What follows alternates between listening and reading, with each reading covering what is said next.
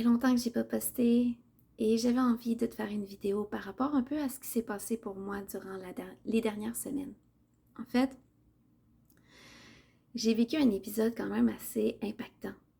J'en ai parlé un peu sur Facebook, puis ce qui est arrivé, c'est que je donnais énormément de mon temps, de mon énergie, de mon écoute, de toute ma présence à une personne qui est très chère à mon cœur. Et ce qui est arrivé, c'est que cette personne-là vit énormément d'insatisfaction dans sa vie. Beaucoup de challenges, beaucoup de remises en question. Et tu sais, il y a des parties dans la vie, des fois, où est-ce que tu as l'impression que tu t'en vas à quelque part, mais que tu sais aucunement où est-ce que tu t'en vas. Parce que tu te sens perdu. Et c'est exactement comme ça que la personne se sentait. Et puis moi, dans le fond, j'étais vraiment dans l'amour, dans l'écoute et tout ça. Et j'ai perdu de vue ma propre énergie. Et j'étais tellement dans ces conversations-là pendant la journée qui revenaient continuellement à plein de moments. Et évidemment, moi, je ne le sentais pas physiquement encore. T'sais, ça a été franchement un manque chez moi. Je n'ai pas vu que mon énergie, que mon optimisme, que ma présence était de plus en plus en train de diminuer au fur et à mesure que je donnais autant ces espaces-là à cette personne-là. Et je ne me suis pas écoutée. Il est arrivé un événement un dimanche soir où est-ce que, en fait, je n'en pouvais plus. J'étais dans le véhicule avec cette personne-là et je me sentais coincée, opprimée. Et toutes ces conversations-là revenaient continuellement. Et je me sentais de plus en plus comme si on me prenait en étau puis on m'écrasait. Et il s'est passé quelque chose qui m'a impactée. En fait, je me suis dissociée de mon corps. J'ai senti que je me détachais de celui-ci. Je ressentais encore des émotions, mais j'étais tellement loin. Et je me suis retrouvée entre deux espaces. Et c'était extrêmement inconfortable. Et ça m'a ramené directement dans des épisodes de mon passé. Il y a plusieurs années, au-delà dans 15 ans, je faisais des crises d'anxiété. Je vivais des périodes très stressantes dans ma vie et je ne savais plus comment gérer mon stress. Ce qui faisait que quand j'en faisais une crise, je faisais des crises d'anxiété. Et souvent, ces moments-là étaient terribles pour moi parce que je pouvais passer des heures et des heures à pleurer non-stop, à trembler et je ne pouvais plus rien faire. J'étais envahie par ces émotions qui prenaient toute la place. Et je m'étais promis de plus jamais revivre ça. Et cette dissociation m'a emmené tout droit dans ces émotions-là, de ce que j'avais vécu à l'époque. Alors ça a été très difficile pour moi d'accepter que je revivais cette expérience-là. Et toute la soirée, je n'ai plus été en maîtrise de quoi que ce soit.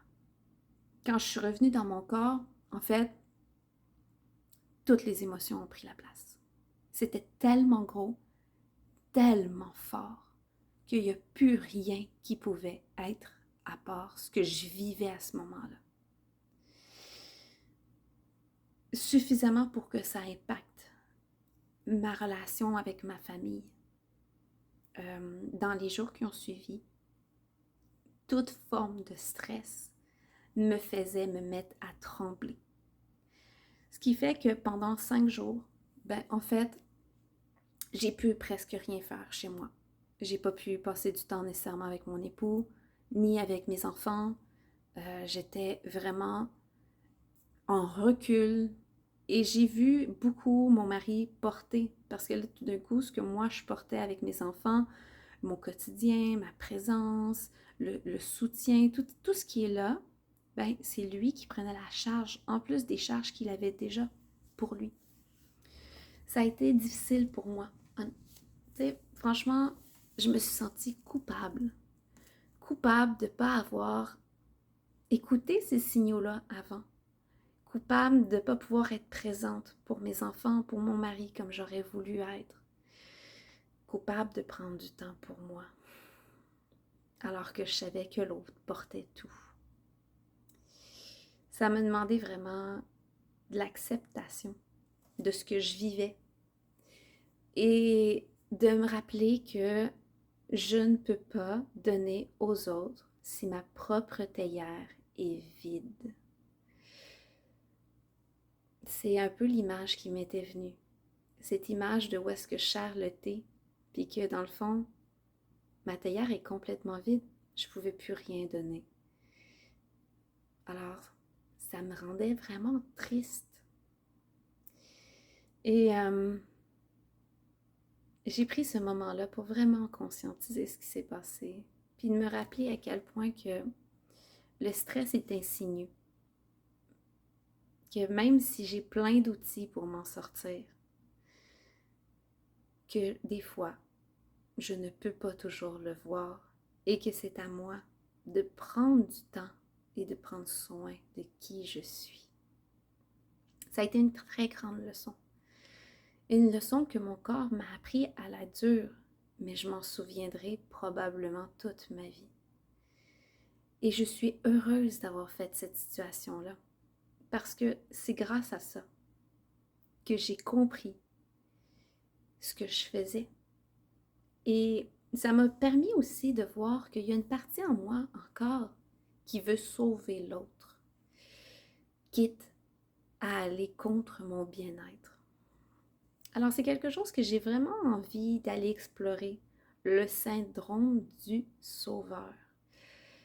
J'avais déjà travaillé dessus, mais le cheminement personnel, c'est souvent une couche après couche, puis on revisite des espaces, on se reconnecte à des nouvelles situations, ce qui nous fait tout le temps travailler les situations de façon c'est harmonieux parce qu'on suit le cycle de la vie, mais moi je vois ça un peu comme un diamant qu'on polit. Au début, quand on fait le cheminement personnel, l'image qui m'était venue, c'est un peu comme un diamant brut. Et à chaque fois qu'on vient explorer une nouvelle facette de soi-même, qu'on vient prendre conscience de nos propres schémas, c'est comme si on venait polir un côté de la surface de notre diamant. Et que parfois, dans certaines situations, on doit aller repolir sous un autre angle, même si on a travaillé cette situation. Alors, ça m'aide vraiment, cette image-là, à mieux conscientiser, puis à pas me dire genre, ah non, je vais être encore obligée de travailler cette sphère-là. Mais de prendre vraiment ça comme, hey, je polis un autre aspect que je n'avais pas encore observé, puis là, ça va me permettre d'encore mieux conscientiser, puis d'encore mieux avancer dans mon processus. Alors, c'est un peu ça qui s'est passé. Puis tu vois, depuis que j'ai... en fait, depuis surtout les 5 premiers jours, j'ai beaucoup pris de temps pour moi. Puis par la suite, je me suis sentie un peu comme si, là, mon mari il en portait trop. Fait que je me suis sentie comme, OK, il y a une journée, Hélène, elle reprend tout. Et je me suis comme fait tout remettre sur le dos. Puis je sentais énormément de pression. Puis même si mon stress était plus facile à gérer, je me suis quand même retrouvée dans une situation où est-ce que là, tout d'un coup, je devais compenser pour l'autre qui allait pas bien. Fait que ça m'a fait prendre conscience de ça, puis j'ai décidé de prendre encore soin de moi à travers le processus, ce qui fait que j'ai beaucoup ralenti. T'sais, j'ai ralenti mes écritures sur Facebook, ce que j'écris, ce que je poste, mais j'ai aussi fait la même chose ici sur YouTube, parce que justement, ce temps-là, j'avais besoin de le consacrer pour moi. Et ça m'a vraiment permis de travailler la culpabilité parce que justement, j'avais besoin d'observer ça. Ça me paraît pas sain de se sentir coupable alors qu'on a besoin de prendre soin de soi. Alors, c'est quelque chose que j'ai été beaucoup analyser, réfléchir. J'ai utilisé aussi des soins énergétiques pour m'aider à travers ce processus-là. Ce qui a fait que je reviens vers vous aujourd'hui avec plus de paix intérieure. Je me sens mieux. Et on a vécu d'autres challenges. Nous, on a un puits ici. J'ai un puits artésien chez moi. Et on a eu des problèmes avec notre pompe. Ce qui fait que j'ai dû être résiliente. très résiliente à travers ce processus-là. Résiliente pour prendre soin de moi. Résiliente parce que je ne peux plus faire de lavage. Résiliente parce que ma maison, tout d'un coup, se transforme en lieu où est-ce qu'il n'y a plus d'eau potable.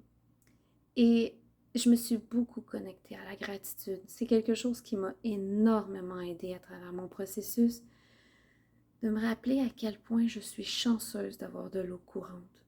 De me rappeler à quel point que j'ai plein de choses, malgré le fait que j'ai pas pu faire mon lavage, que j'ai pas pu faire ma vaisselle ou toutes ces choses-là. Ben, c'est vraiment là que j'ai fait comme « Hey, merci ». Parce que j'ai pu compter sur ma famille. J'ai pu compter sur mon époux parce qu'il est capable de réparer ça. J'ai pu compter sur différentes personnes qui sont venues nous aider à travers le processus. Et ça, de tout mon cœur, je remercie ça. Je remercie l'univers de m'avoir conscientisé par rapport à ma fatigue, de trop porter pour l'autre.